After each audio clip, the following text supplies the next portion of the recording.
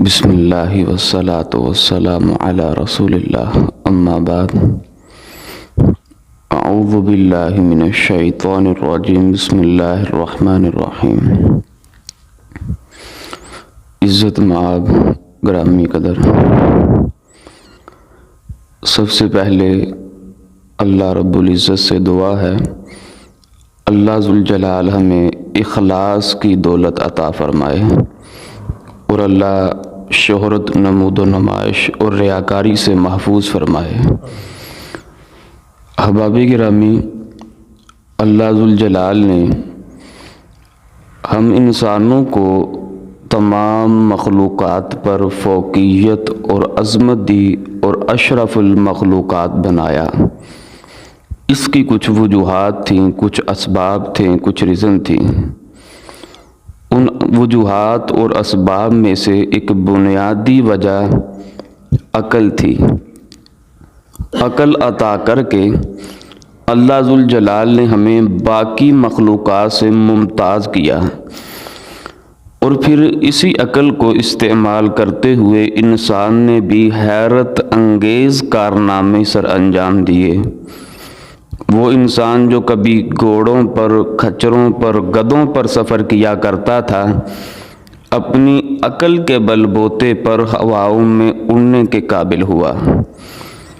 اور یہی انسان اپنی اسی عقل ہی کی بنیاد پر دیو ہیکل سامان لے کر پانیوں پر تیرنے کے قابل ہوا،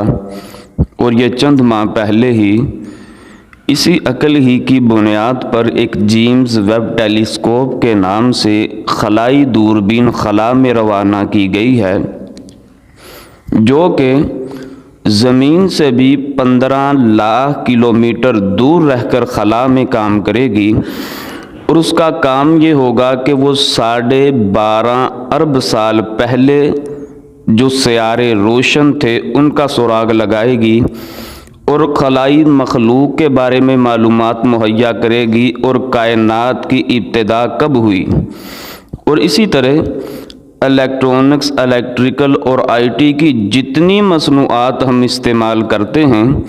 یہ تمام کی تمام انسان کی عقل کے بل بوتے پر معرض وجود میں آئیں۔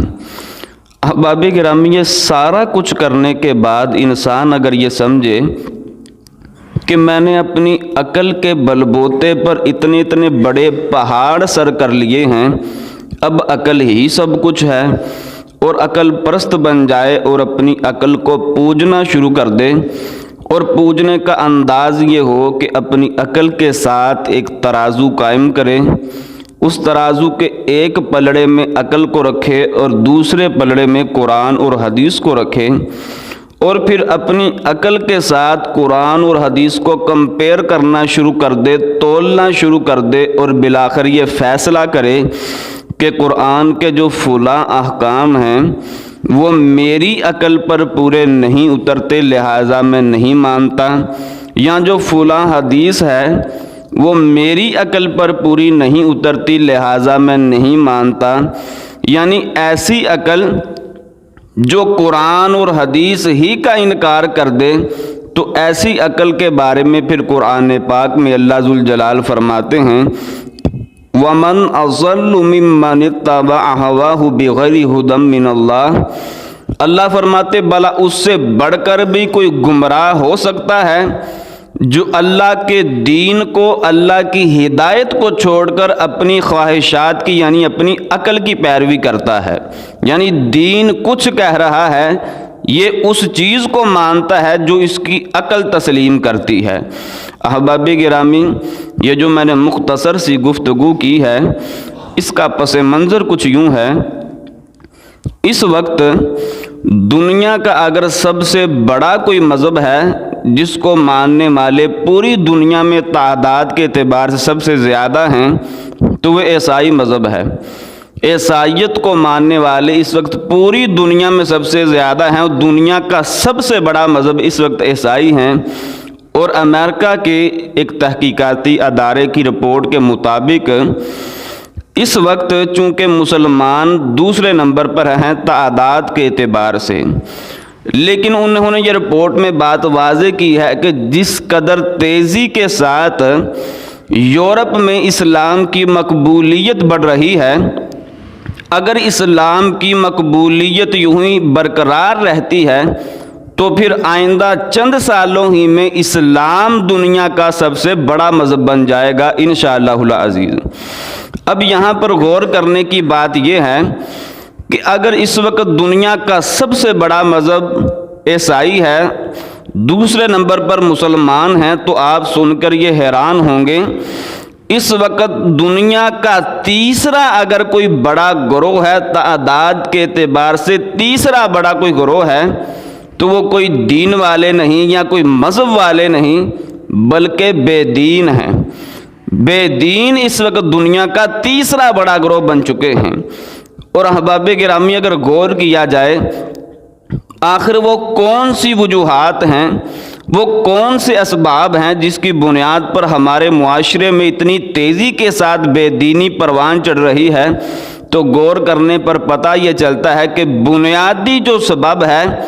وہ عقل ہے۔ آج انسان چاہتا یہ ہے کہ وہ ہر چیز کو عقل کے ترازو میں تولے، ہر چیز کو عقل کی اینک لگا کر دیکھے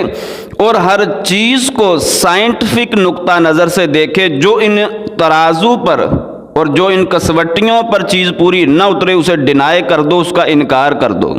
مثال کے طور پر ایک صاحب میرے پاس آئے اور آ کر کہنے لگے، قاری صاحب 7 والی کالونی میں قاری صاحب نے ممبر پر خطبہ جمعہ میں ایک حدیث بیان کی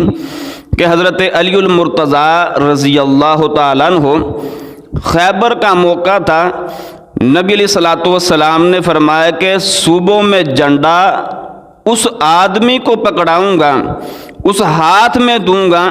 جو اللہ اور اس کے رسول سے محبت کرتا ہے اور اللہ اور اس کا رسول اس سے محبت کرتے ہیں۔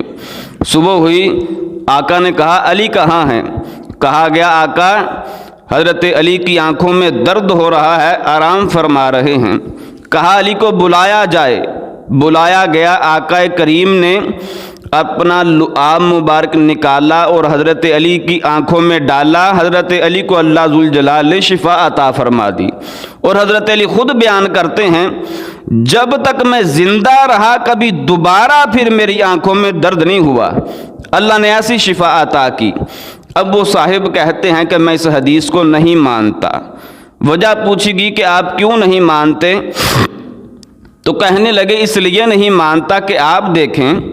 ایک نبی جو ہوتا ہے وہ اس قدر پاک صاف ہوتا ہے اور اس قدر صفائی ستھرائی کا خیال کرنے والا ہوتا ہے،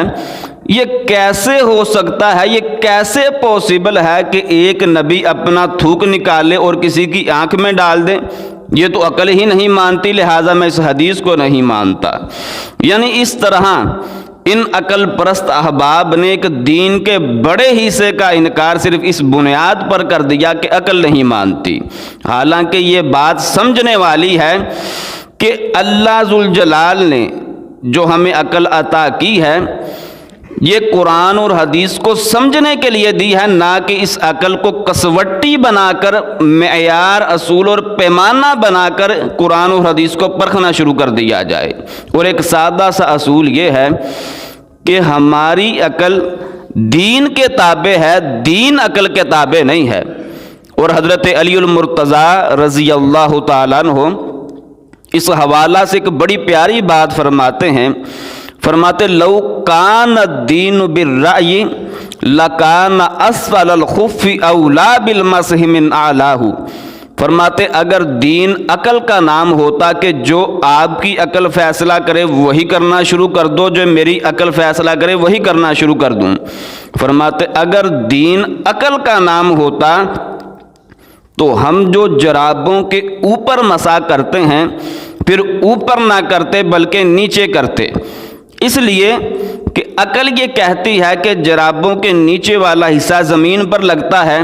مٹی دھول ڈسٹ تنکے سب کچھ تو نیچے لگتے ہیں، مسح اوپر کرنے کا کیا تک بنتا ہے؟ حضرت علی فرماتے ہیں عقل یہ کہتی ہے کہ مسح نیچے کیا جائے، دین یہ کہتا ہے مسح اوپر کیا جائے۔ اس میں اصول یہ ہے کہ جب عقل قرآن اور حدیث کے ساتھ ٹکرا جائے تو عقل کو پس پشت ڈال دینا ہے، دین پر عمل کرنا ہے۔ اس لیے کہ انسان نے چاہے اتنی ترقی کر لی ہے کہ چاند سورج شعاؤں کی، چاند اور سورج اور ستاروں کے راستوں کا تعین کر لیا ہے، لیکن پھر بھی انسان کی عقل محدود ہے۔ اللہ کا دین، اللہ کی قدرت اور اللہ کی حکمت لامحدود ہیں۔ اور حضرت علامہ اقبال رحمۃ اللہ علیہ نے